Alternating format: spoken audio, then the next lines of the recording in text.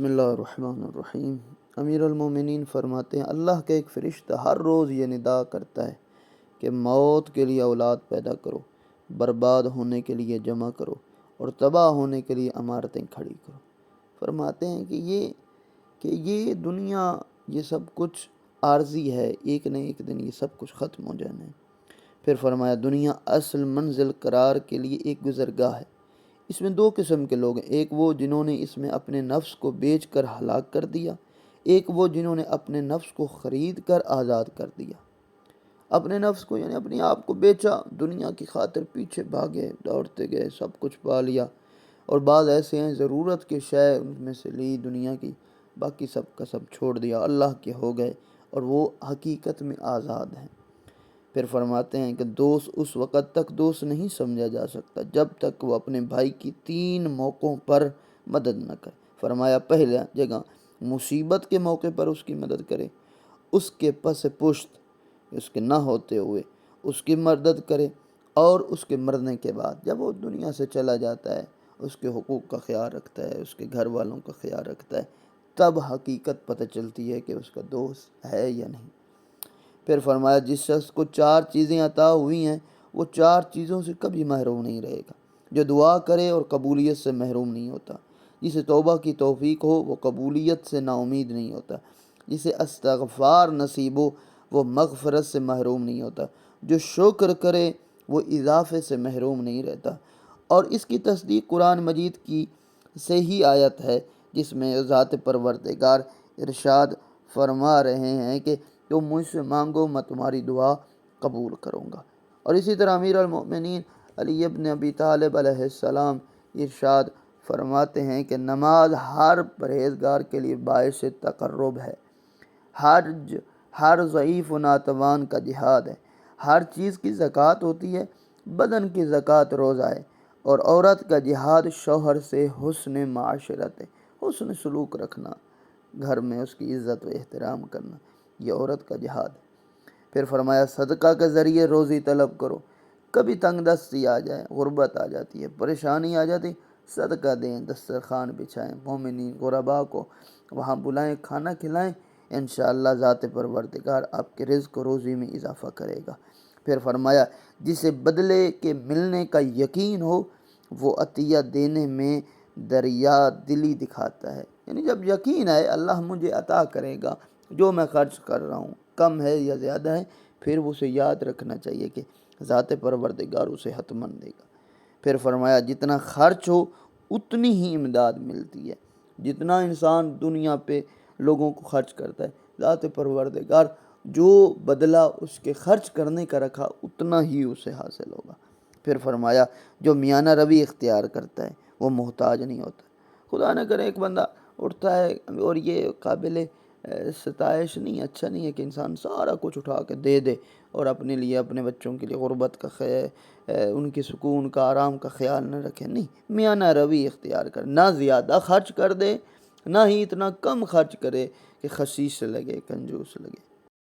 امیر المومنین پھر فرماتے ہیں غم آدھا بڑھاپا ہے، اور اسی طرح میل محبت پیدا کرنا عقل کا نصف حصہ ہے۔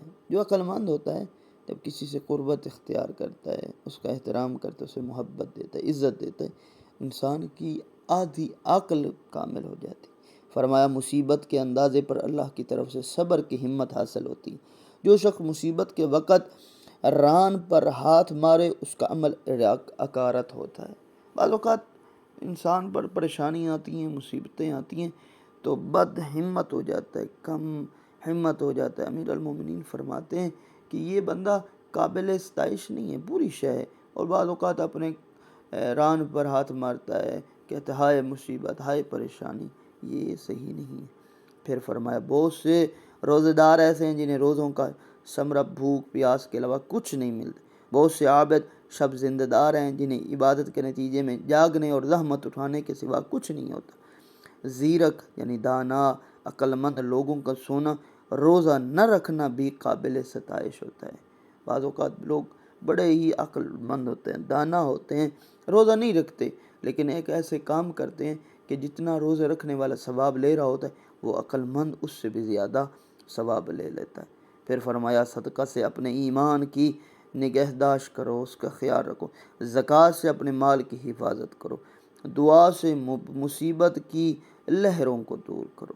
یہ امیر المومنین کمیل ابن زیاد کو وصیت کرتے ہوئے نصیحتیں کرتے ہیں۔ امیر المومنین نے میرا ہاتھ پکڑا، قبرستان کی طرف لے چلے، جب آبادی سے باہر نکلے تو ایک آہ کی، پھر فرمایا اے کمیل، یہ دل اسرار و حکم کے ظروف میں ہیں، ان میں سب سے بہتر وہ ہے جو زیادہ نگہداشت کرنے والا ہو، لہذا تو جو میں تمہیں بتاؤں اسے یاد رکھنا۔ فرمایا دیکھو 3 قسم کے لوگ ہوتے ہیں، ایک عالم ربانی، دوسرا متعلم یعنی طالب علم جو نجات کی راہ پر برقرار ہے، تیسرا عوام الناس، فرمایا کہ وہ پست گروہ ہے جو ہر پکارنے والے کے پیچھے ہو لیتا ہے اور ہر ہوا کے رخ پر مڑ جاتا ہے، نہ انہوں نے نور علم سے کسب کیا، نہ کسی مضبوط سہارے کی پناہ لی۔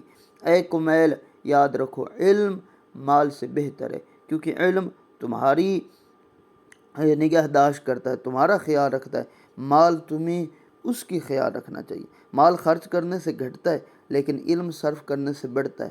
مال و دولت کے نتائج اور اثرات مال کے فنا ہونے سے فنا ہو جاتے ہیں۔ اے کمیل، فرمایا علم کی شناسائی ایک دین ہے جس کی اقتداء کی جاتی ہے، اسی سے انسان اپنی زندگی میں دوسروں سے اپنی اطاعت منوا لیتا ہے، مرنے کے بعد نیک نامی حاصل کرتا ہے۔ یاد رکھو علم حاکم ہوتا ہے اور مال محکوم ہوتا ہے۔ اے کمیل، مال اکٹھا کرنے والے زندہ ہونے کے باوجود مردہ ہوتے ہیں، لیکن علم حاصل کرنے والے رہتی دنیا تک باقی رہتے ہیں۔ پھر فرمایا ہاں، اگر زمین میں ایسے فرد سے خالی نہیں رہتی جو خدا کی حجت کو برقرار رکھتا ہے، چاہے وہ ظاہر ہو، وہ مشہور ہو، وہ چھپا ہوا ہو، وہ خائف ہو، وہ پنہان ہو، اللہ کی دلیلیں اور نشانیاں کبھی نہیں مٹتی ہیں۔